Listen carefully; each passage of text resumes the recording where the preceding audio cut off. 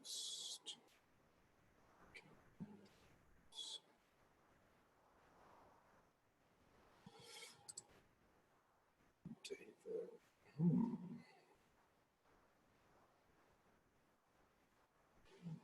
David. We can. Okay. Thank you very much. Ladies and gentlemen, I'm Darren Hollingsworth with Momentum Nonprofit Partners, and I introduce you to Marvin Stockwell to give you some great insights about Publicity 101.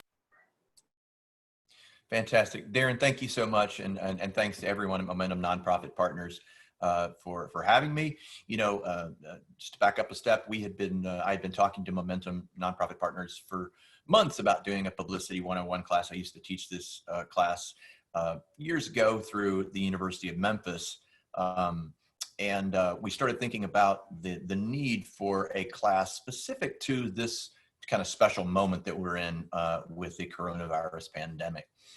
So we came up with the catchy title, Pandemic and Beyond. I actually have to give Darren credit for that one. So, so with that said, let's jump right into it. It's not advancing. Let's see here. Beginning. There we go. Okay, so you know, just a real quick background on me. I've worked at nonprofits of various sizes over the years. A lot of people know I worked at Church Health for almost 13 years, mid-size, locally focused nonprofit. I've also, in the last 5 years, helped stand up 2 grassroots nonprofits related to my civic work to reopen the Mid-South Coliseum, the Coliseum Coalition, and Friends of the Fairgrounds. And of course, in my day job now, I'm a good 2.5 years into work as the Director of Media Relations at St. Jude Children's Research Hospital. And I mentioned that at the outset because it's having those varied experiences has shown me the different tools in the PR toolkit and the communications toolkit that are available to you at all the various sizes. I'm going to focus most of my attention today on the free or low-cost tools, although I would say that obviously the time that you spend is also an expense. But you know, the size of your organization often determines which tools you're able to use. If you're a smaller organization, or if you're a one-person shop, or heck, if you are an all-volunteer board and one volunteer has the publicity responsibility, you know, there's only so much you can do. But that doesn't mean that there's actually quite a bit that you can do. If you're a comms office of one, you can't delineate your duties as much as, say, a 20-person comms unit at St. Jude, like I'm part of. So which tools you decide to spend your time on using really depends on what your goals are, and I'll spend more time on the kind of free and inexpensive tools. But before we get into the mechanics of communications, I really want to talk about this unique moment that we're in. PR pros are trained to ask the following framing question when they find themselves in a crisis. What would a reasonable person expect a responsible organization to do in a situation like this? And the reason that's important is because your natural reaction when you're panicked is to say, what should we say? Right? What should we say? What should we do? And that can be driven by, oh gosh, any number of different things. You're worried about your public perception, but to take a step back and say, what would a reasonable person expect a responsible organization to do in a situation like this is really the framing question that you should ask in a crisis.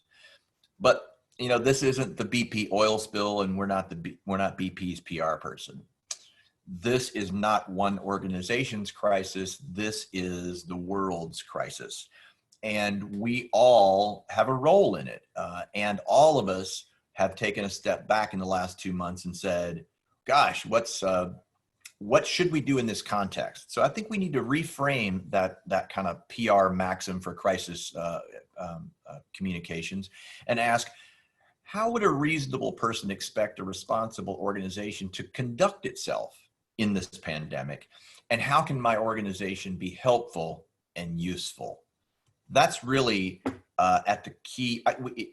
That's going to be different for every organization.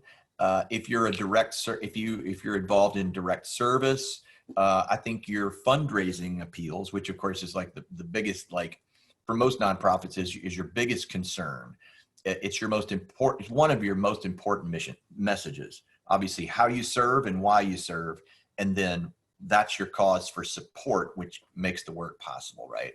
So if your nonprofit is involved in direct service, especially to people in need directly tied to the pandemic, I think your fundraising appeals can remain strong.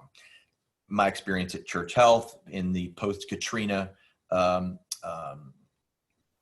atmosphere, where 10,000 plus people came up from New Orleans to Memphis, and Church Health, conducted separate medicine drives, opened more hours, leveraged more volunteers. I can tell you from experience that our fundraising message remained strong. And so if you are really tied to the COVID response, you probably have experienced the fact that you can remain strong in your fundraising appeals. Now, what if your nonprofit does serve the public, maybe even vulnerable populations, but maybe not in a direct way, right? I think you have to ask yourself, what way can we support that community in a way that makes sense in light of the pandemic? Raising money for musicians who can't gig is a really great example. My friend Elizabeth Kawine, Music Export Memphis, has been doing some fundraising around making online virtual concerts a thing. Has been several music related nonprofits have found their way to doing things like that. I think that is a on message, on brand way to be useful to their particular public. But in a broader sense, and I say this really just to give us all permission, if you haven't found that permission yet, this is the whole world's broken play. No way to have anticipated the coronavirus pandemic. My own work at St. Jude was totally interrupted. Conferences that I was planning to do, entire focal points of publicity efforts shelved, to get back to at some point, I assume, right? But we've all had to push a lot aside, but this is all the world's broken play. And so I want to encourage you all to see it as an opportunity and to throw out the rule book, give yourself and others grace, and then be flexible and nimble and creative as you pivot. Because we all have we can all assume that we have that kind of extra permission, that extra grace. And I'll just put myself out there as an example. I'd hope to get farther along in polishing these slides up and having great pictures. And I know it's text heavy, right? But we can't let the perfect be the enemy of the good. And doing something and iterating and finding your comfortable spot with your messaging is like, you're only going to get to that point of comfort by trying things. And while, yes, you don't want to rush something out without thinking, you have to trust in yourself. If you're putting to get smart people in a room and discussing, what does the world need to hear from my organization right now? I'll give you an example of the way St. Jude thought through this.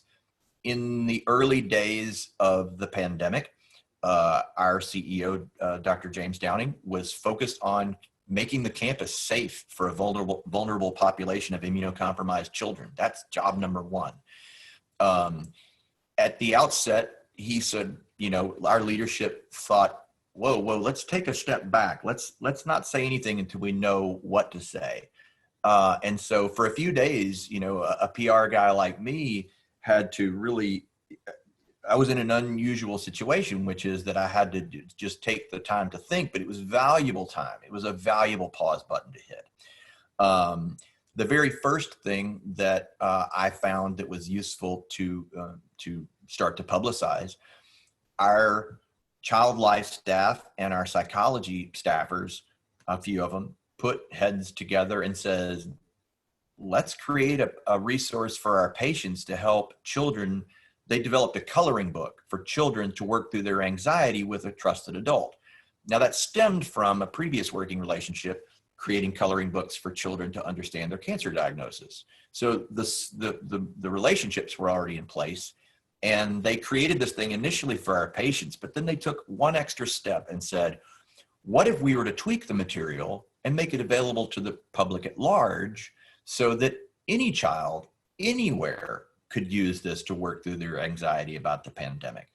It's since been translated into 13, 15 languages, and it's being downloaded all over the world. Well, that was a really useful thing to put in the hands of your Swing for the Fences PR guy. And I've gotten it in USA Today and Forbes and lots of affiliate television all across the United States and on CBS Radio News. It's been a really good, helpful thing for me to pitch. So I say that just as an example. We can get into more about that later. Happy to share more of my experiences about how I at St. Jude helped to pivot the message. Before we start to talk about media relations, I want to just say that there is a model, an emerging model, or a model that has emerged called the PESO model. And it was created by Jenny Dietrich from this website Spin Sucks. And if the idea of the PESO model appeals to you, I would recommend that you go to Spin Sucks. There are all sorts of coaching, ways to use the PESO model as a team to brainstorm ideas. But so I have to give full credit to Jenny and to Spin Sucks before I talk about it, right? What you see in front of you is my only graphic in the whole darn thing. It represents the kind of modern content map in the way things have evolved. Earned media is, and so just, I'll leave that up for just a second, and then the coming slides kind of explain it, but PESO stands for paid, earned, shared, and owned. And it kind of like you kind of might guess what it means, but paid in the old sense meant TV and radio ads and newspaper ads. They were costly and they were hard to measure. The modern day paid part of the communications model is, banner ads on social media, boosting posts by putting money behind a social media post, geofencing a conference site to make sure that someone going to a particular conference gets an invitation to come kick the tires of St. Jude Cloud, for instance, our genomic kind of like sharing platform that we hatched with Microsoft a few years ago. Those tools are much more measurable, and therefore they're much more useful in providing evidence of a return on investment for your leadership, et cetera. Earned is where I'll spend more of my time, because that's really where I've spent the bulk of my time in my career, which is in earned media. And that's where you are doing traditional media pitching, and you are getting a third party finder of fact, a journalist, to find your mission and work worthy of coverage. You are essentially a salesperson of ideas, and you sell them on writing about you. You earn the coverage. And what's really helpful about earned media is it has a third-party validation effect. If an unbiased finder of fact says something glowing about you, there's a vetting process, and the public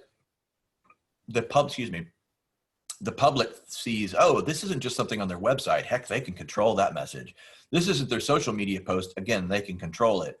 This is a third-party person reported on them and found that what they're doing is great. So it's all part of the wider kind of like communications map. Shared is your social media engagements and your constituency building. Obviously, that helps you to amplify all of your assets, including your owned assets, which is your blogs and your podcasts and your websites. You might publish elsewhere on Medium or Forbes has content produced by outsiders, not people on their staff. Huffington Post is a model that's built that way. building an email list over time, you might have heard the phrase build the tribe. You want to find the people that are interested in what you're talking about so that you can communicate with them directly. That's an owned asset. And all of that together adds up to these 4 sectors that all have connective tissue between them. So in the old days, these were kind of somewhat separate disciplines. If you've watched Mad Men, the ad agency of the 50s and 60s or whatever, you had your creative guys, and they came up with an idea and they put it in the banner ad and it sold cigarettes or whatever. But in the modern day, all of these sub buckets are much more closely aligned.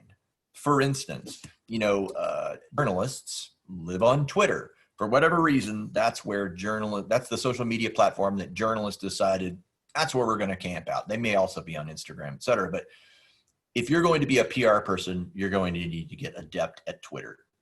Some journalists really only want to be communicated via Twitter. I actually see that changing back to more favoring email. But still, there are some Twitter specific journalists that really want that to be the way they're contacted. Marvin, let me take an opportunity here to remind people and encourage folks that if you have questions as we go, particularly since Marvin here is presenting a great acronym with some great examples, if you have questions that you could offer him, that would be wonderful, or offer us. I will also let you know just a little infomercial for Momentum.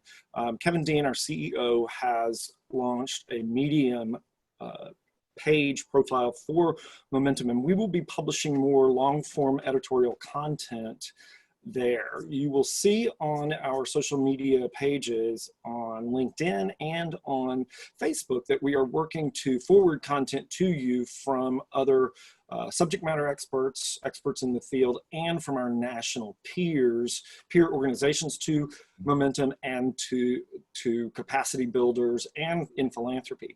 But what Momentum is committed to doing, our staff as experienced professionals, as well as other resources, our consulting resource directory, we will be pushing things out via Medium. So we want you all to be aware of that as well. And again, if there are any questions, please put those in the chat for us. And Marvin, I'll mute myself and turn it back over to you. Thank you, Darren. That's great to know, actually. And gosh, I mean, you all who are on this call probably already know well, but if you're new to Momentum, let me back up Darren's plug for Momentum just by saying there is such a treasure trove of other things that can really help you. So I would encourage you to kind of plumb the depths of what Momentum offers. I know I've benefited greatly from it. So back to the PESO model and the connective tissue between these 4 sub buckets within PESO: paid, earned, shared, and owned. I mentioned Huffington Post in the last slide. It's a good example of what I mean by a hybrid, because you essentially it's coverage in a way. I mean, air quotes here. If Joe and Jane, everybody see a Huffington Post piece published and they see it float by in their social media feed, they're like, wow, Huffington Post published this, and this author is saying this. Well, they don't know, for instance, that you wrote the piece, you worked it out with Huffington Post. Huffington Post may or may not be paying you. I know in many instances they're not, but they're a very visible content platform that's desirable to be on. A great case example is during the 2016 presidential election. I was still working at Church Health, and our CEO, Dr. Scott Morris, wrote an open letter to whoever becomes president. And I had worked with my social media coordinator, Emily Austin, to kind of foster a conversation with Huffington Post. And we had already started to publish a few things here and there, retooling something from a newspaper column that Dr. Morris wrote. But when he wrote that, Huffington Post said, wow, they realized that was a really, truly unique piece of content. Here's a doctor minister who spent his life serving the needs of the uninsured. And he's writing an open letter about what that person's healthcare policy ought to be going forward. And they pushed it out in a really, really highly visible, like front page kind of way.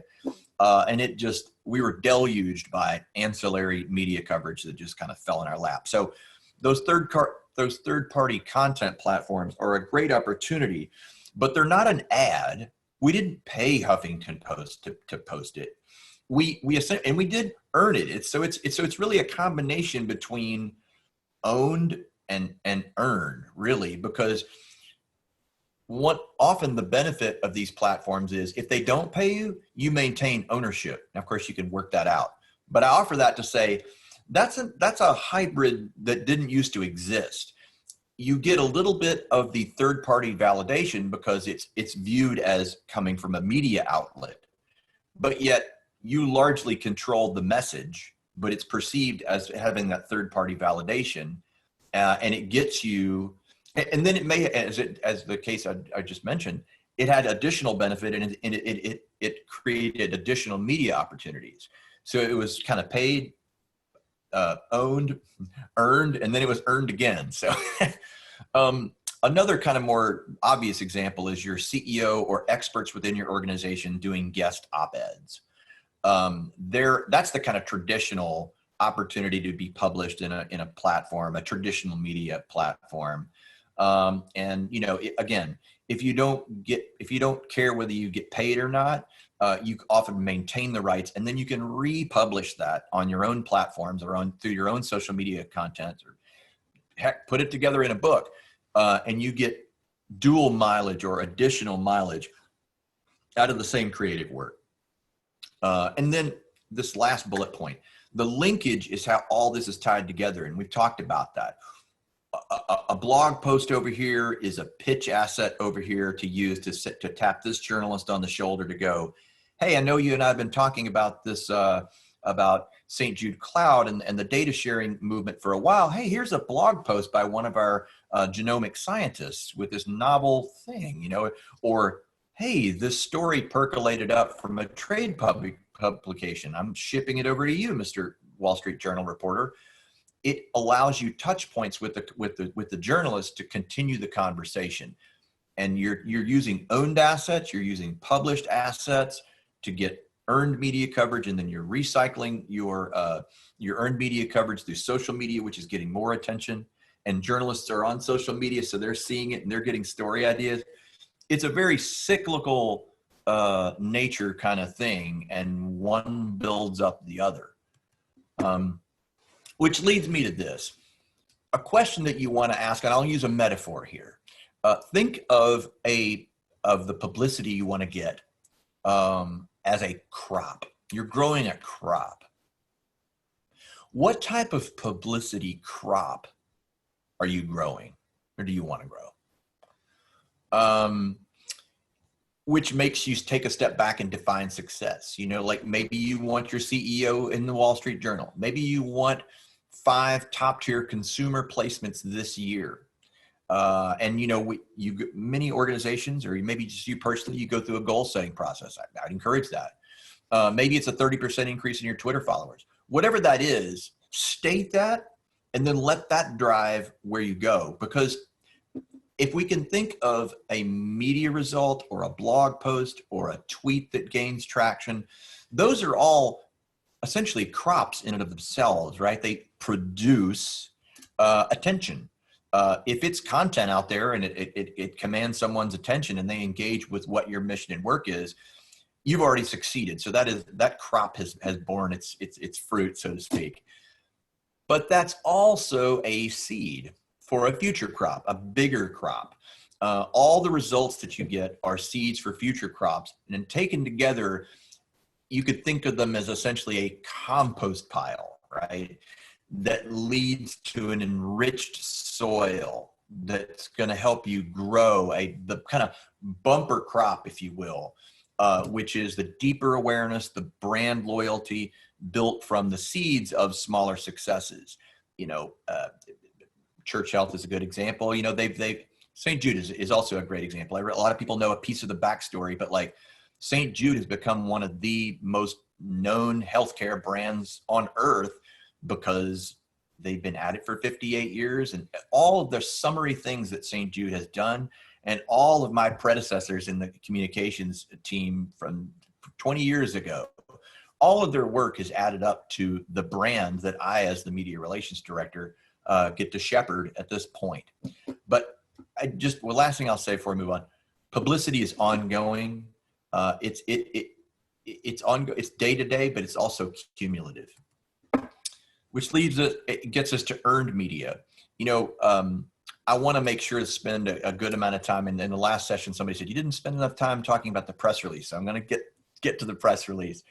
But media coverage takes more time because it's part of an ecosystem that requires competencies and relationships that take a while to grow. Again, it's that third-party validation that makes it so worth it. And you can share those things in social media to drive home that validation. You have to think, what are the opportunities to talk about my mission and work? And that's, true in the generic sense, but it's also, there's a special version of that here in the pandemic, a new program or offering, or perhaps legislation that ties to whatever your mission and work is. You can often find a local angle to a breaking national story. A profile on a staffer, a person served. We're storytellers, right? I think everyone on this call who's a PR person kind of knows that. And if you're an executive director on the call, trust your PR people to help you tell that story. And I guess I should take a step back and say, if there's anybody on the call, there may very well be people who don't have a staff PR person. And you might be thinking, gosh, how am I going to tackle this all myself? I should build in a slide for this, but 30 seconds on this. Agencies doing pro bono work and interns can be the engine of your help. And I would encourage you to take a look at internship platforms, because you can make up for a lot of seasoned experience with youthful zeal, with the right parameters set around it, right? Marvin? And the right viewership. Yeah. If I may, I'll use this as a bit of a segue to say, I think also in the last one you talked about, or may not have, but somebody else may have brought it up, having a board member that has publicity finesse. Thank you for reminding me. And then we have a question from Scott Thompson. How about email newsletters? From a PR perspective, what are their pros and cons for an organization? I would, and I'll let you ask Scott any other questions if you need him to elaborate. But okay, appreciate the question, Scott. Email newsletters are very, very useful. I think they have changed from the way they used to be. I think, but they are still a mechanism for sharing out the links. And as long as there are people who prefer to receive information in their email newsletters are going to be a helpful tool. They're helpful in the other sense, in the fact that, they've become an indispensable tool within the emerging idea of, build the tribe. Not everyone can hire an agency and have a huge budget to say, go promote my stuff, and if you're having to bootstrap it and do it on your own, an email newsletter is indispensable for small businesses, or for authors publishing books, or musicians, or any creative. And I think they can also be a useful tool to any organization, regardless of how many other tools they have. It's just part of the connected web of tools that all point to each other. You aggregate all these links, you get the blog post, you get the coverage in the Wall Street Journal, you get the appearance on Live at 9, you pull together all those links, and you send it out to a dedicated list of people who said, yes, absolutely, put me on your email list because I am interested in hearing what y'all are all about. If you have that dedicated audience and they've said by giving you their email address that they want to hear from you, you're at an advantage to communicate with them. Now, what your open rate is and how you enhance that, there are probably a whole webinar on that that others, perhaps not so much me, could do. And there's a science to it, and there's a way to increase your open rate. But, you know, it all comes down to, are you filling that email newsletter with content that public wants to hear? And that has to do with the core competency of just being attuned to what your audience wants to hear. But that's a great question. I appreciate it. Yeah, we've already talked about guest op-eds. You know, you have to build rapport with journalists, and that's built over time. You have to be consistently helpful, get to the point. Reporters are inundated. They don't, you know, they don't have time for a lot. They're just like, they're trying to just churn through ideas and see how does what is being offered to me sync up with my editorial objectives. Or, you know, and they of course can be surprised by like, oh, that's a great pitch. You want to stand out, but the point is you have to get to the point because reporters are so time starved. Now, you can earn a little bit more attention with rapport if they know you from having worked with you previously. They might give you a little bit more time. Oh yeah, you know, I worked with Marvin before. I was down at St. Jude. Yeah, they do good work. We'll see what he says. I mean, they might give you more time if you have a relationship, but I pitch reporters all the time that I do not have a rapport with. You know, I'm about to pitch an academic paper about a rare cancer that's really prevalent in Brazil. I haven't built up any rapport with the Brazilian media, but I'm going to translate the media release into Portuguese and hope for the best. I'll really be getting coverage on the strength of my pitch, more so than personal rapport. But in any way, you have to discipline yourself to really get to the point. You have to follow through, and you have to be easy to work with. You know, a reporter is going to understand if your CEO is a busy person, you know, to a point. But you are at the benefit if you follow through quickly and you leave that journalist with the understanding that, oh yeah, when I work with Marvin, he's always got a great pitch. He always follows through. He gives me what I need. When I get back to him and say I need a high-res headshot or I need a high-res picture of your doctor with a patient, he goes and grabs that and gets it to me ASAP so that I can go ahead and move on with my life. You know, if they put a cookie in their brain later on, it's like, well, that was a good story, but gosh, I was really like pulling teeth to get it out of the PR person. You know, they're going to hesitate to work with you again. So enough said. And in time, journalists will learn to trust you. And from that trust, they'll learn that working with you makes their life more, you know, easier. Coverage depends on having that relationship, the strength of your pitch, the reporter interest, the timeliness and follow through, and gratitude. You know, having gratitude is really important. And maybe that's in social media is sharing their coverage with a tweet and tagging them so that they see that you're sharing it. They appreciate extra eyeballs on what they've taken so much time to create. You know, obviously you have to familiarize yourself with who covers which beat. Media databases can help with that. I would suggest that if you pitch only, you know, largely locally, as I did when I worked at Church Health, you really can make your own, you can kind of like figure out the media universe and create your own media database with which to work. And you can get to know most of those people over time. If you do national pitching or international pitching, that's where a media database like Cision or Muckrack, especially Muckrack at St. Jude, and I love Muckrack, heartedly endorse if you're interested to kick the tires. They have a free trial and stuff. So quick plug for Muckrack. But those media databases can be a real help. Marvin, you have to be aware of the reporters. Yeah. We do have a question about that you may be covering, but I just think since Chessie has asked it, I'll go ahead and provide it to you. Can you discuss how to begin the relationships with these journalists? And you're doing some of that, but when you're talking about real relationships and not just the press release distribution, can you talk about some of that a little bit more in depth? Yes. Thank you, Chessie, for your question. Yeah, no, that's a great question. And let me just say this. There's an emerging philosophy of reading and responding.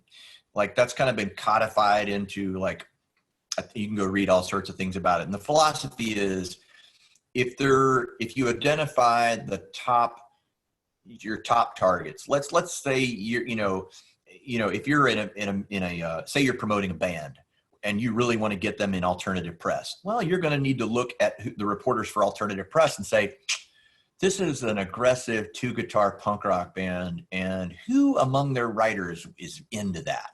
You know, and you'd want to figure out who that reporter is, right? And then the reading and responding, plan of attack would be follow them on Twitter, engage in a discussion in an organic way.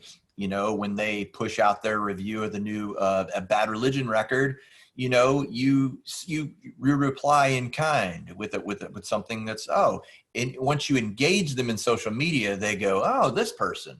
Now you're starting to establish a relationship. And for things that have to be long distance, that's the best way to do it. I mean, like over social media is the only way I'm going to develop a rapport with a reporter based in the UK. I don't have the luxury of flying to London. Not that often anyway. But obviously, if you're talking about a local journalist, you can engage with them fairly directly. You can, if they're a beat writer that covers what you do, ask them out to coffee. Ask them out to coffee and just talk like, hey, what type of stories are you interested in? Oh, what's your background? Or, hey, here's where I'm coming from. And tell them all about your organization and what you're doing. I will say this. I do think that and this would seem counter, like what the current mantra is given the pandemic, but in-person contact is irreplaceable. I realize we can't do a lot of it right now, but like I have found that I have gotten better traction with your Carl Zimmers of the New York Times and your reporters at NPR, Richard Harris. He's a research science writer for NPR. Well, I've gone to conferences and actually engaged Richard and talked to him. I pitched him before I ever met him, never heard back from him. But now that I've met him, when I email him, he writes me back. So building rapport is a very human enterprise. And since there are a world of reporters out there and only so much of your time, you have to put parameters around who are your high value targets. And then you have to approach them in a way that's human. Reporters can sniff out insincerity, so, there's also like, I've heard plenty of journalists on panels who say, look, don't send me a pitch that says, hey, Ted, read your piece on such and so. It was great. Would you like to cover my such and so? There's a sing-songiness and formulaity about that journalists can see coming from a mile away. So if you really did read their story on something and you really did love it, you need to write them an email or comment on social media in a way that truly organically shows your humanity. And then you can build genuine human rapport. And I guess genuine human rapport can be built over social media, in person, and then potentially over the phone, although, like that's increasingly rare. But, you might have I have indeed gotten on a phone call with a backgrounder phone call with a journalist in another city. It can happen. And if they cover what you do and you do enough stuff that ought to be interesting to that reporter, if you've taken the time to really know that reporter, it's probably worth their time. So suggest that all they can do is say, I don't have the time. Like I've tried to get a backgrounder conversation with Gina Colada at the New York Times when I'm in New York. She's never had the time, but I keep reaching out. Marvin, we have a great question, I think, from Lee Southard. Should I tag a journalist when I post to Twitter and Facebook? When to tag, when not to tag? Thank you, Lee, for your question. Yeah. Well, I think obviously if you really want to get their attention because you're replying to something and asking a genuine question within the context, again, of organic, real human communications, then yeah, I think I think absolutely tag them, because you may very well find yourself in a back and forth with a really valuable contact. I know that's happened for me, and it's led to in-person meetings. So absolutely, like, you wouldn't want to tag them in a scattershot way that's just trying to tap them on the shoulder. I mean, you know, like if you're going to tag them, you're essentially trying to get their attention. And if you get their attention just to be like, oh, he just tagged me, so I'd quickly take note of like, oh, Marvin Stockwell at St. Jude. Well, that's probably a waste of their time. So just think, is this a valuable use of the journalist's time? And if it is, if you're asking a sincere question that shows that you've actually read what they wrote, it could be seen as a sign of deep respect. I mean, no creative person who puts their time and energy into creating anything resents being asked a legitimate question about what they've produced. It just shows that you're actually interested. So let that be what guides you. Get to the point quickly. Know that reporters are inundated. leads us to the press release. A lot of people have said the press release is dead, and I think that was never true. And if anything, that was maybe close to becoming true 10 years ago. But in the modern context of search engine optimization, the press release has found a brand new utility. And this gets back to the PESO model, the owned asset. Your website content is an owned asset. On the St. Jude website, there are press release archives for press releases that came out 10 years ago. You better believe when the 10-year anniversary of the Pediatric Cancer Genome Project came up, something that predated my even being there, but certainly I knew about it because it really was the kind of like genesis story of of St. Jude Cloud and our emphasis on genomic science. I was very, very glad to have that deep treasure trove of press releases to use and to point journalists back to. My point is, a press release can live on in perpetuity on your website and have an infinite number of applications to a direct pitch, and also passive inquiries from media. You know, you can't possibly know the number of outlets that are out there looking for stories on any number of different subjects. If your press release is out there sitting on your website, some journalists can find it via the Google algorithm, right? And all of a sudden they can become deeply interested in this thing that you're doing that you weren't even thinking about. And boom, you got coverage. So press releases absolutely have that new utility. But I would argue that they still have a lot of the same utility that they've always had, which is they are a great backgrounder piece of information that can be drawn upon to write stories. The press that I got for this class, I got coverage in the Tri-State Defender. I was on Live at 9 with Mary Beth Conley. The Daily Memphian did a quick piece. The Commercial Appeal let me write a guest op-ed. Storyboard Memphis issued my press release in full on their community board, and that prompted me going on the Storyboard 30 podcast with Mark Fleischer. In almost all instances, things that I quoted myself as saying in the press release ended up in the stories. Now, I'm telling you that, but most people who read the coverage, they might think, oh, well, this reporter interviewed Marvin and came up with these quotes. No, those are quotes that I built asking myself the questions. So, like, was the work worth doing? Well, when you realize that the words that you crafted yourself is being perceived as having that third-party press validation, I would argue that it's immensely valuable.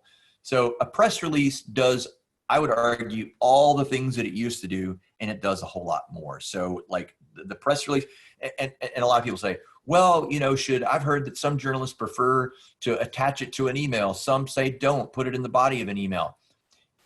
I've listened to enough media preference panels to know that about 50% of people say attach it, 50% say don't. If you have the bandwidth to keep up with which one said which, great. You know, and if you're dealing with a couple of like really high value in targets that you don't want to tick off, and you know those things, absolutely abide by them. But also know that like, they may feel that way, but like they're also getting tons of press releases. I just think you only have so much time and only so much ability to focus on things, and you can't let that paralyze you. You know, it's very hard to kind of keep up with that. Another similar subject is the whole like, well, should I say in my pitch, hey, it's about this. Would you like to see the release? Undeniably, that strategy works with some people because, oh yeah, give me the release. Like there's that kind of a building and anticipation thing is the logic behind it. But I've heard plenty of journalists on panels say, man, that ticks me off. Do you realize the volume of email that I get? And I got some jackass PR person who's going to be like, hey, would you like to see the release? Well, gosh, you've already tapped me on the shoulder and taken up 30 seconds of my life. And now I've evaluated your pitch and the information's not even attached. Like, so I just like, if you want to wade into that, and there's some people who love that approach and are successful with it, I've never had the bandwidth or the attention span to really work through that. And I've never had any journalist lecture me about how like, gosh, you hit me with too much information.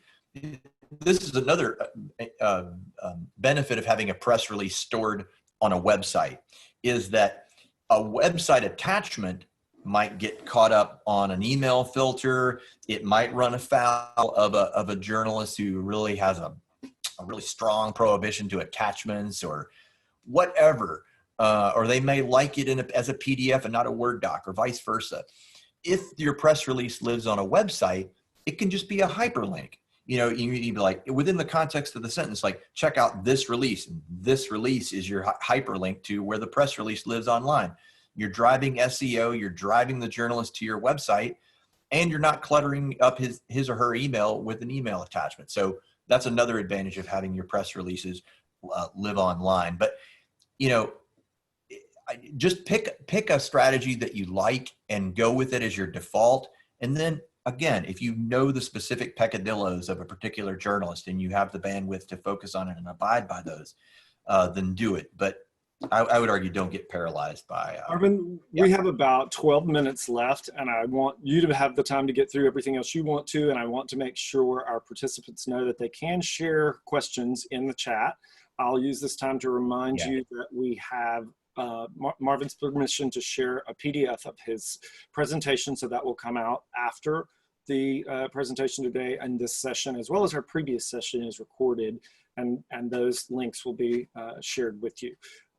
So Marvin, I would offer that we might, if anyone has a question, you can either raise your hand. If you know that Zoom functionality, you can type it, or you can unmute yourself because you all have seemed to be reserved with questions. So if you have a question, go ahead and chime in.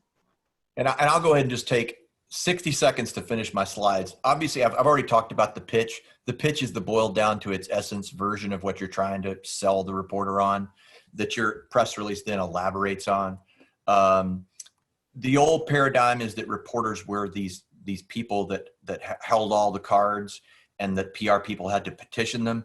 But see yourself it's a symbiotic relationship, and journalists need PR people. They need people with good stories.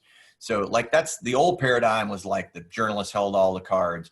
The modern paradigm is very much your message is appreciated and it helps journalists tell the story. Obviously I've already covered, honestly. Social media is, again, back to, it's all about experimentation. Yes, there are books and classes you can go take about social media, but the point is to dive into those waters and to keep experimenting and find a comfort level with it and do what you have time to do. And with that said, I would just, in terms of my contact, I would encourage you to reach out to me. I'm also on LinkedIn if you want to connect with me there. I'm happy to if you want to ask me a follow-up question that dawns on you 2 days from now. Reach out, shoot me an email, holler at me on Twitter or on LinkedIn. I would love to hear from you, and I'd love to get your feedback about the class. And with that, I'll just open it up to questions. And honestly, I have a little bit of time even past the hour mark. I'm happy to stay after, but by all means, happy to field any questions. Great, thanks, Marvin. I do encourage you all to reach out to Marvin. Others who participated last week, I think, have done so, and We've gotten great feedback on this. It's a great gift of his time to Momentum and to the nonprofit community. So we thank you very, very much.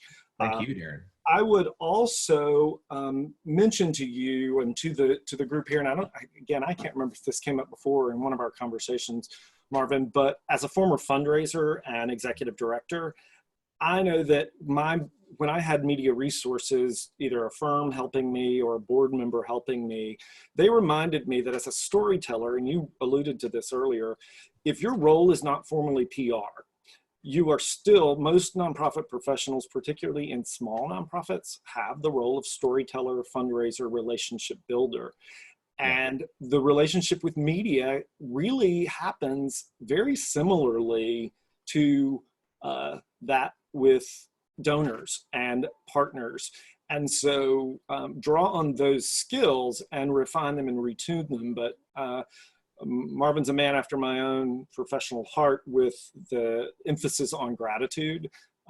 And people have different preferences on how they want to receive it. But just like donors want to receive thanks, so do media professionals. So I would just add that from my own experience. But Marvin, thank you very, very much. One thing I'll say on that note is like, journalists would like you to think that they are that they have this like Mr. Spock level of like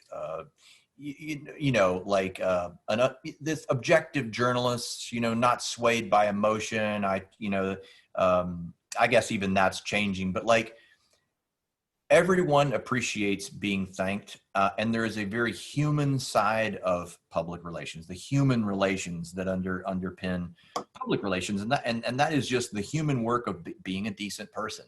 And if you're in nonprofit, you probably stand a better chance of fitting into that category than most people.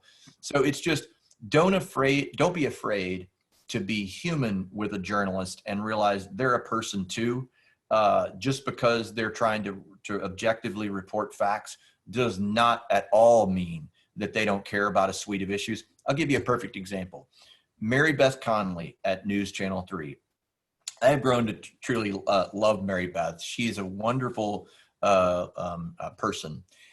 Early on, while I was going on live at 9, and I was representing Church Health, and we got to talking.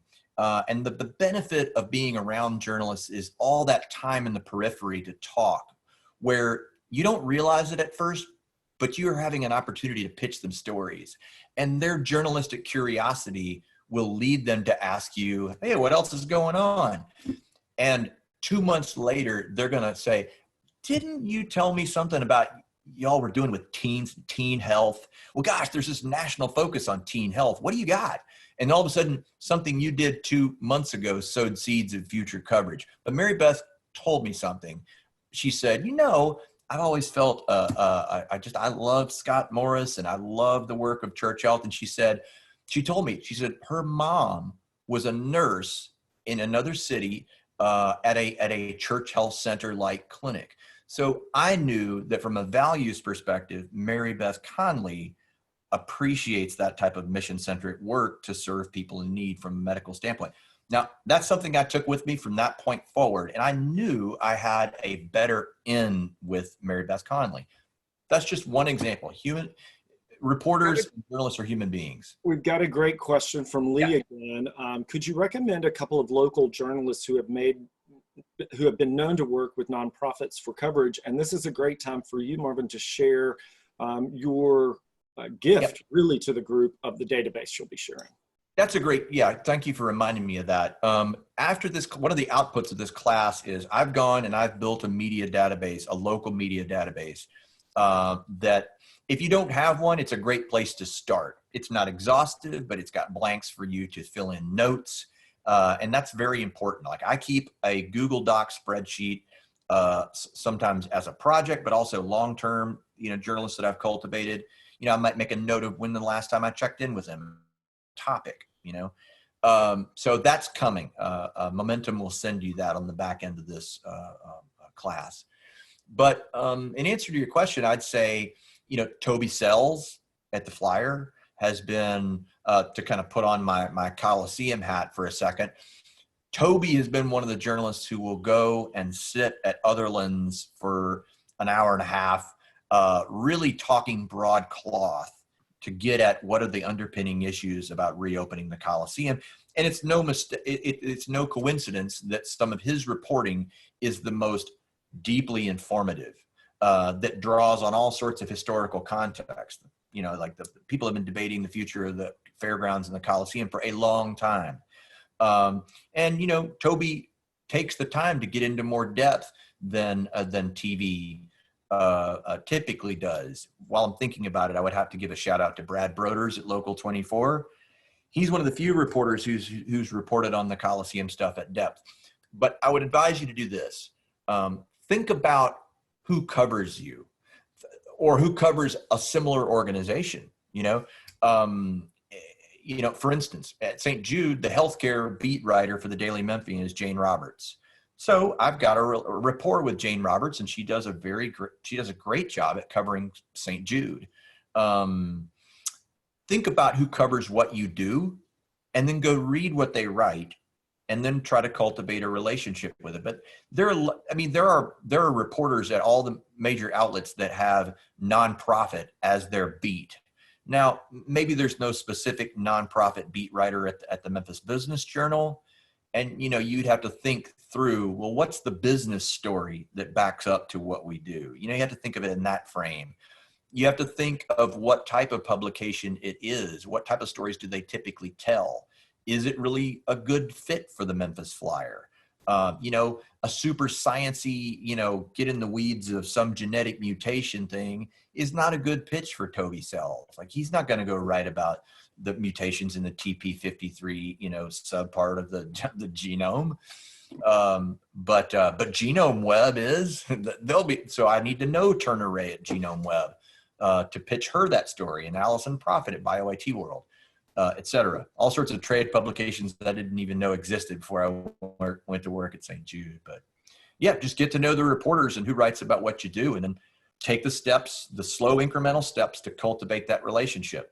That third-party validation of the press is valuable to get, and in order to convince a reporter that you're worth reporting on, one of the variables you can control is the relationship you develop with that person. And to develop one that's organic and earnest and honest and real takes time. Thanks so much, Marvin. We had this on our calendars and presented this, particularly when we first planned it, as an hour-and-a-half availability. And with the last session, we realized folks' schedules are very busy, lunchtime hour, finishing up, getting into your afternoon. So we will remain on the Zoom room for a few more minutes. I want to ask you again to engage with Momentum there in the chat on our social media pages. And if you would, I'll say this on Marvin's behalf, or to thank him. Please shout out to him there on LinkedIn or Facebook, because he's done this as a service to us. And right now, when we are working to offer these trainings at no cost, we really appreciate your engagement. So please do engage with us on social media. Because Marvin has done a great job with this, and we've had high demand for these sessions, there's a high likelihood that we will engage in this further as reopening and resilience and recovery continue. So watch for that information, and watch for other trainings that might be relevant to you and your work. We're incredibly grateful for all that all of you are doing right now. We acknowledge that you're working under circumstances that none of us could have predicted, but please be aware that we want to be here to serve you, and we are very, very grateful for Marvin today having offered these insights, and similarly last week. So Marvin, do you have any closing thoughts? If you have any more questions, give me a hi sign in the chat or unmute yourself, and then we will watch for how the room empties from there. Yeah, I would just say thank you so much to all of you who attended, and thank you for making the time to spend with me and with Darren. To Darren and Kevin, and the entire staff of Momentum Nonprofit Partners, I really appreciate it. I would appreciate, again, any feedback. If you have comments, questions, practical questions, or feedback for me about how my presentation could be better, what you would like to have heard more about or less of, I would really appreciate that information. Holler at me on Twitter, email, LinkedIn, or Facebook, whatever. I would love to connect with you in social media. And we have gotten a great question, and you have to know this because of your work at St. Jude and previously in healthcare. It's related to HIPAA. D. Macklin says, how can we create a universal form for HIPAA to incorporate with assessment forms? And I'm guessing, and D. Macklin, if you want to unmute yourself to elaborate on this question, please feel free to. Yes, I'm here. Thank you for this presentation. I thought of this at the last moment because as a CDC, we incorporate multiple facets to what we do, and mostly we just serve our community. So we have a component where we work with empowerment of women in our community. And so what we have found is that sometimes during our conversations, there is domestic violence, sexual assault issues of that sort.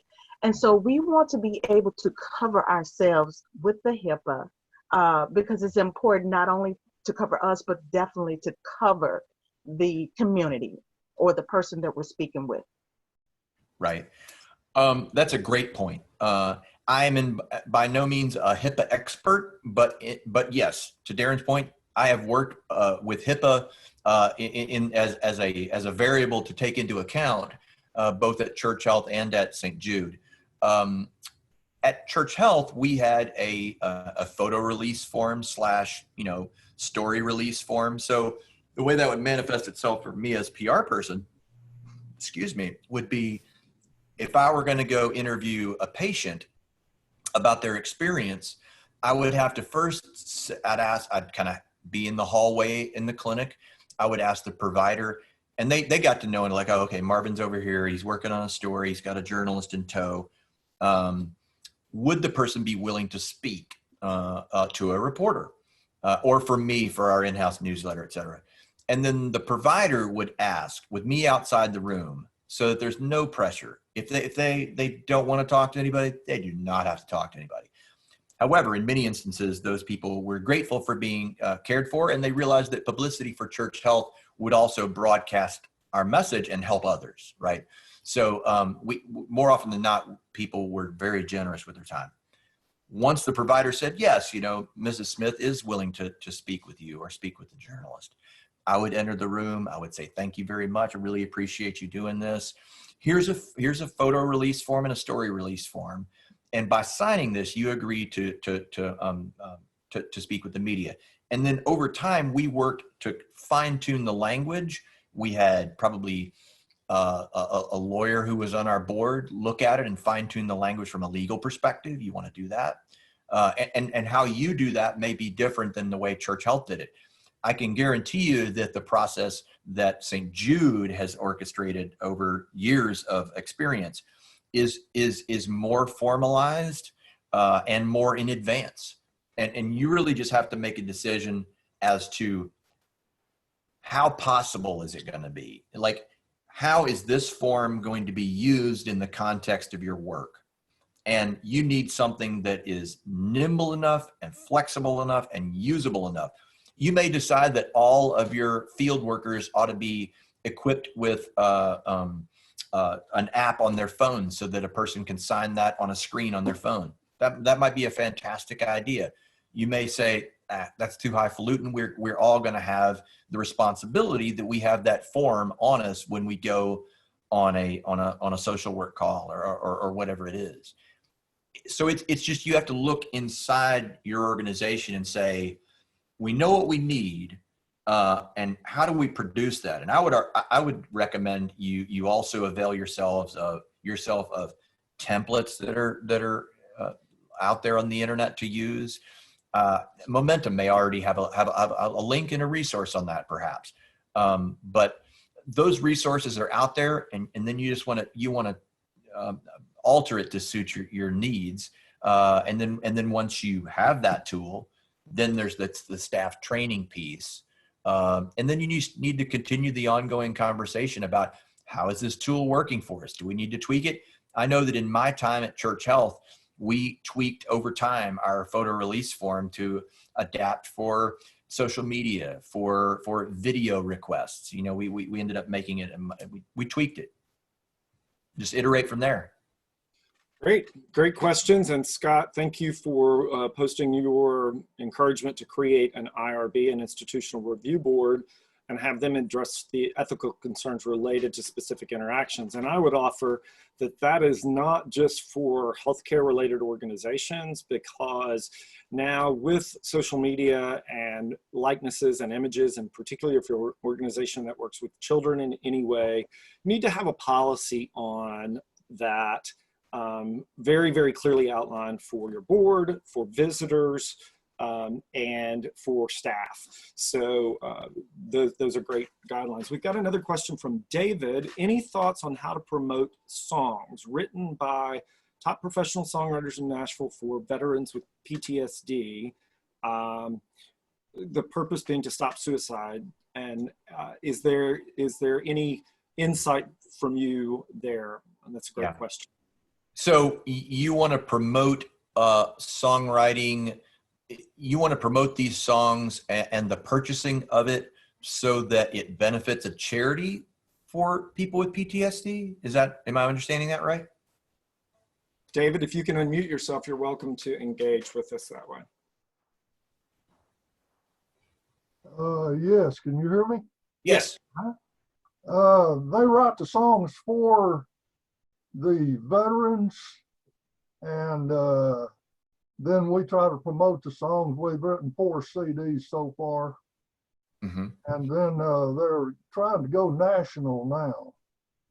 And they have started in Chattanooga, Tennessee, and now they're gone into Colorado and Little Rock, Arkansas, and I think they're starting to get into New York City.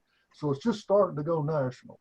Is it, okay, are the songs themselves the content? In other words, are the songs about PTSD and you see it as a way to communicate and illuminate the issue?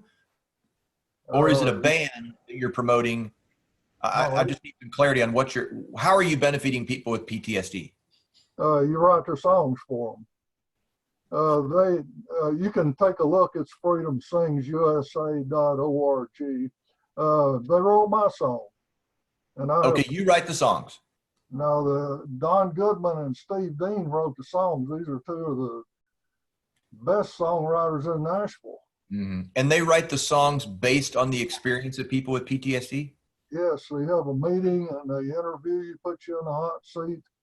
Oh, wow. And they write the song for you, and then it's produced by professional songwriters.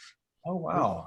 And so the idea here is that people with PTSD, in hearing their stories reflected through art, that's a very healing thing for them. Is that right? Right. I mean, that's not too dissimilar from Playback Memphis and the work that they do, but just in a kind of a different realm. Playback Memphis is a local theater troupe that listens to certain stories of people who have been through a particular thing, and then they act the plays back out to them. And then in seeing stories enacted through art, it's a very healing mechanism. It strikes me as very much the same thing. First of all, I think that's really noble work. So kudos to you for engaging in that. I would just say that, like, what you want to do, well, in promoting it is you're really trying to promote. You're trying to reach people with PTSD to say this is available to you, correct? I'm sorry, I unmuted my mic. Yes, No, that's correct. Okay. But also other people that may commit suicide may hear these songs. And vicariously, they may hear the stories of others and also have a kind of a residual emotional healing, right? Right. Well, I think all that's fantastic. We could kind of plumb the depths of exactly what you have going on and how to promote it. I would say that, like, all of the tactics all of the tactics in the communications umbrella could serve you well.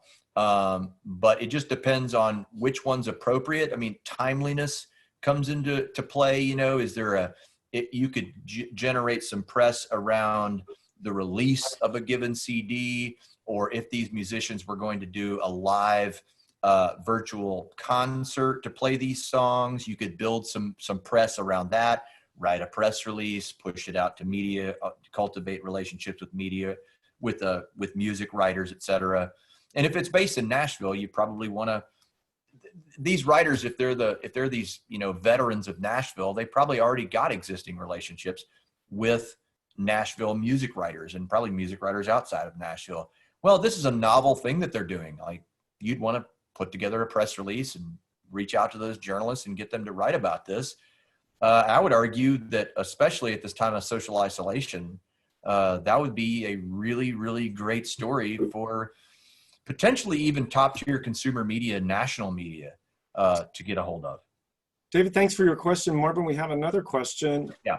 That's come in from Chessie. Can you briefly discuss receiving content from your program staff? And that comes up a lot because program people aren't necessarily as externally focused sometimes. So it could be really helpful for you to address that. Thank you, Chessie, for that question.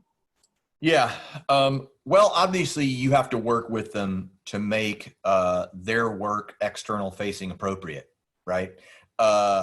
You know, we have, there is a group of staffers at St. Jude who stood up their together website. It's like, it's the website that's a clearinghouse for information on stuff for people, broadly speaking, even if they aren't a St. Jude patient. So like if you live in Brazil and you want to learn about a rare cancer, you can go to this website and learn all sorts of things. Well, they're used to producing content that's for a specific audience. A good case example is back to the coronavirus coloring book I mentioned at the outset of the call.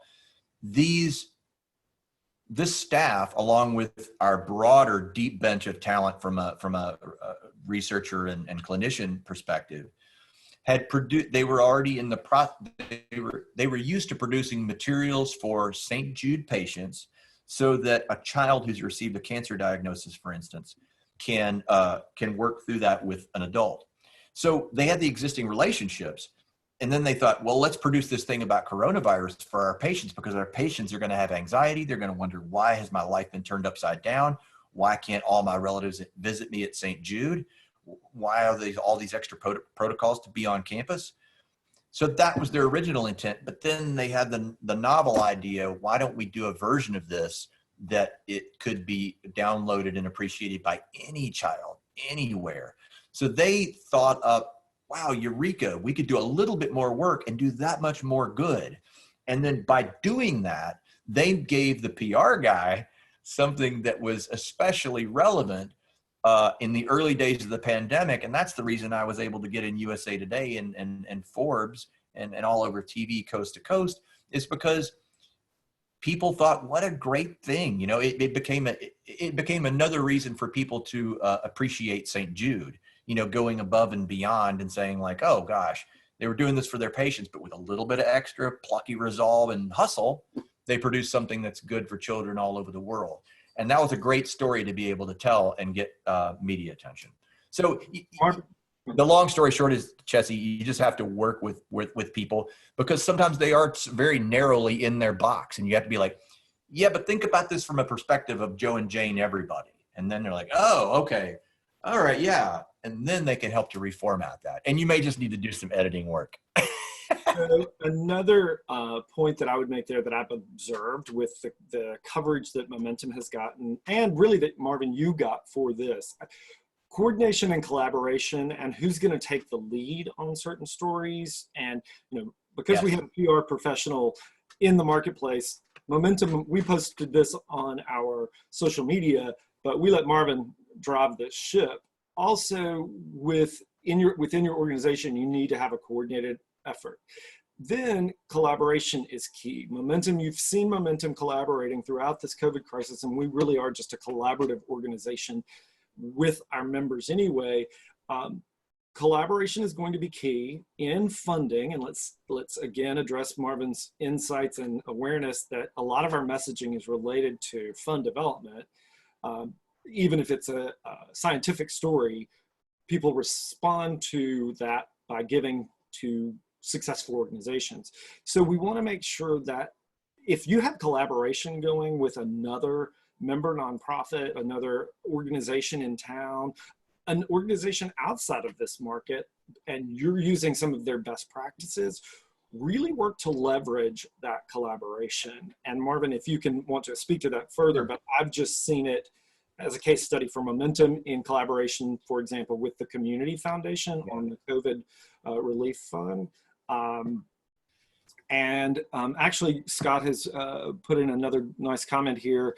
Is there a downside to shared content insofar as setting an expectation with your audience so that you don't have over duplication, frequency, and that kind of thing? Have I asked that question correctly, Scott? You can nod your head or you can say yes, either one.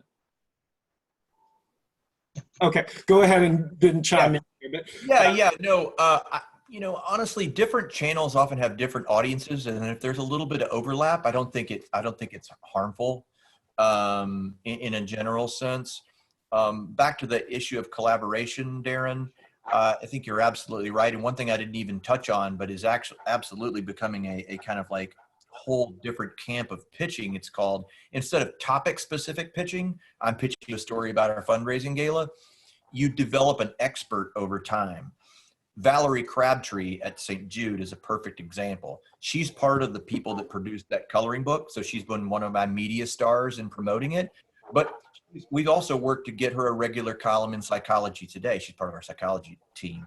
My point is, you can develop expertise within your organization. Say healthy cooking classes are part of your what you do.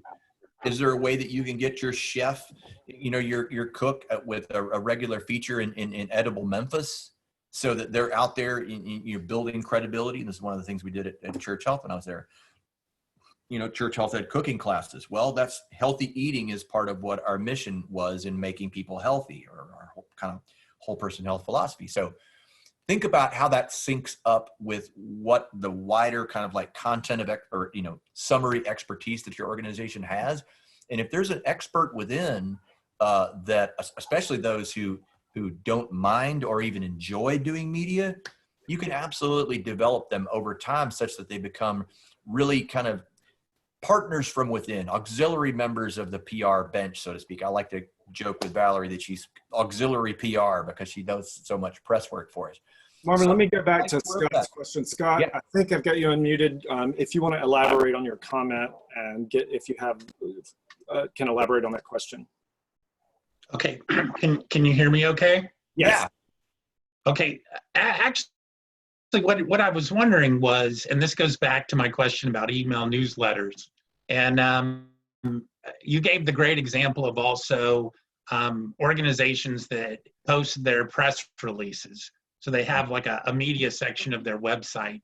And I know, and this is actually kind of a question, I guess, for both you and for Darren, and that is, so another great form of shared content is podcasts. Yep. So you set an expectation with your let's call them your audience, in that, you do that podcast every week. You always post your newsletter, maybe weekly, monthly, quarterly. Is there a downside to that? Because what I see happening right now is us being in quarantine. I mean, there are newsletters that I've signed up to, and I've received them with the same frequency for years and years and years, and it's like radio silence. I mean, there's dead air right now with a lot of them. So to me, I look at that and say, okay, that's kind of a liability to shared content. And I'll go ahead and mute myself. No, that's a great point. Yes, you are setting an expectation, Scott. And I would say, in addition to my kind of civic work, I've also started a blog and a podcast of my own called Champions of the Lost Causes, and I'm working on a book of that same title. It's really about why people do cause-based work, but not to elaborate on it too much. I'll say that in starting a blog and a podcast, I've set an expectation of that I'm going to produce content, and people can start taking that in and saying, "Oh, what's what's this guy writing about people who work on cause-based work? Oh, I'm interested in that subject matter. I'm not. I'm going to follow his podcast, or I'm not. In a perfect world, my podcast would come out on an exact precise time every week, so that listeners could get used to the frequency. That's the kind of best practice. But I had to get the plane in the air, so to speak. And, you can't let the perfect be the enemy of the good. And if you let expectations kind of like paralyze you, you could never start. So I went ahead and started, if imperfectly. There are imperfections to this presentation today, but I wanted to do it because I felt it was important and I wanted to get out there and do it. That said, in the other part of your question, Scott, is, well, gosh, it seems like a lot of nonprofits are not communicating with me with the same frequency. That probably has to do with the fact that they are taking that step back and wondering, is there an appropriate message for me to send? And they may be struggling to find that content. Like I've been on webinars with all sorts of, trying to educate myself about the donor mindset and get a better read on that. I mean, I have somewhat of a lens because I have colleagues at ALSAC and I talk to them and I understand their pressures. But ALSAC and St. Jude are not really a representative nonprofit really in the main. So a lot of nonprofits are struggling to figure out what is worth saying, because I think a lot of them are like, if we don't have a good message, we'd rather not get it wrong. So that may be at the root of why people are pumping the brakes and publishing less. If you're an arts organization that's trying to like sell your high dollar gala tickets to support the opera, that's a tough spot. Like the opera's important and great for the opera. I'm not picking on the opera, but like in the performing arts charities, it's trying to find a way to say something of value, and how can they support that artistic community and that group of donors that cares about the opera. That's a more, I'm not saying it's impossible. It's absolutely possible, but it's more of a challenge now than it was in normal times. Well, and what we at Momentum are seeing in regard to that, and we work very closely with the opera and a lot of the arts nonprofits, and is there was such a shock for all of us, and particularly for performance-based organizations that cannot congregate in large groups. They're having to message differently, and they are evolving that. And we are all in it together, and we want to help them continue to do that.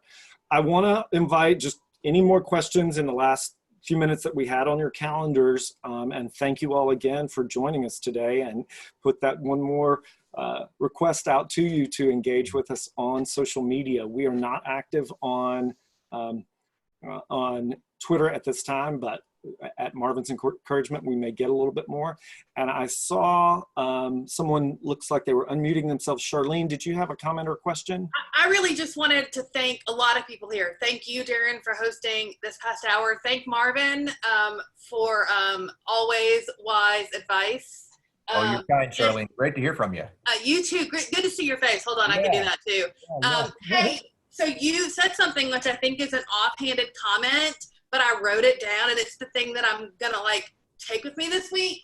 Because I'm a development girl, so communications is just part of storytelling for me. Mm-hmm. But publicity is ongoing, but also cumulative, because that applies for everything, right? Development, fundraising, gratitude, like literally everything. And that I wrote that down. So thank you for that nugget. I appreciate the hell out of you.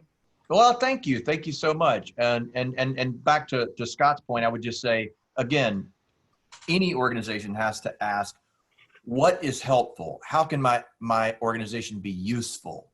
And unless you could answer that, you don't want to appear tone deaf. And that's the reason there's hesitancy, is that these organizations don't want to say what's wrong. But yeah, it's ongoing and cumulative in that, like, everything that we produce is producing an immediate result, but we're also playing the long game, Charlene. Rome wasn't built in a day. And that's the reason I feel like compost pile is the right metaphor for that, because it's like, an impression, like a person picked up a brochure, the old advertising maxim, a person has to engage with something 7 times before they're moved to action, or whatever that thing is. that's what we're talking about, the cumulative kind of like compost pile of interaction with a nonprofit, enriching that soil, cultivating that willingness. You know, they heard a fundraising pitch, they saw a guest op-ed, they saw you on TV, they came to your event, they went to a performance, and then it's all gonna eventually, the hope goes, right, it's gonna tip them over and saying, by golly, and talking to you, Charlene, I can't help but think about WKNO and the inevitability that I'm going to be back in the booth with Amy and Rob sometime soon saying, call 325-6544. But my point is, it's that tipping point, right? Like the messaging point of the pledge drive is, you know, perhaps you've been listening to public radio for years and let these fundraising appeals sail by. Now that's a kind of a guilt trippy way to kind of like push them off the edge, but like, we're trying to move everybody to action. I would argue that as a PR guy, I'm a salesman of ideas, and I'm trying to tip that journalist off the fence and get, you know, it's time to write about the Coliseum. It's time to write about St. Jude. They're doing that with genomics. I'm similarly working on Richard Harris at NPR. He's like, I'm brewing on a story about genomic and data sharing. And I'm like, I'll get you, Richard Harris, you know, but like, he's eventually going to write that story, but it'll be because I cultivated and enriched that pitch over time and eventually got the big gusher of the story on NPR about how St. Jude's helping genomics cure rare cancers. But it's all adding up to same thing to coverage. And it's same thing as you as a fundraiser.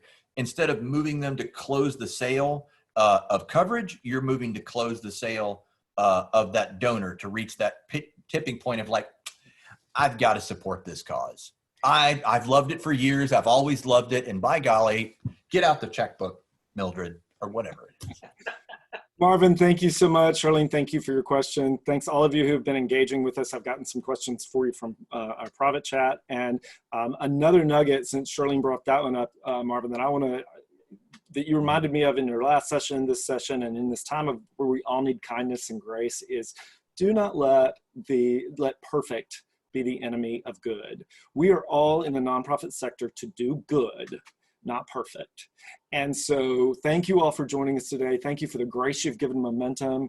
Thank you for participating with us, and please do continue to engage with us and let us know what's working for you, both from this and from your own best practices. So with that, I will leave the chat open just another few minutes to let everyone exit. But if we had Marvin's contact information up there, and it will be coming out to you again with the database. Please give me a shout.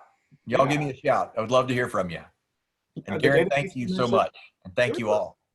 Database you mentioned, the recording links, so that if you want to share this with other team members, board members have opportunities and time right now maybe to engage a little bit more in this conversation and use this content that we're providing for you to invite them into more of the conversation around publicity with you. So as we dwindle down, I thank you again. And Marvin, thanks so much. Absolutely. Thank you so much. Have a great one, y'all. Bye-bye. See ya.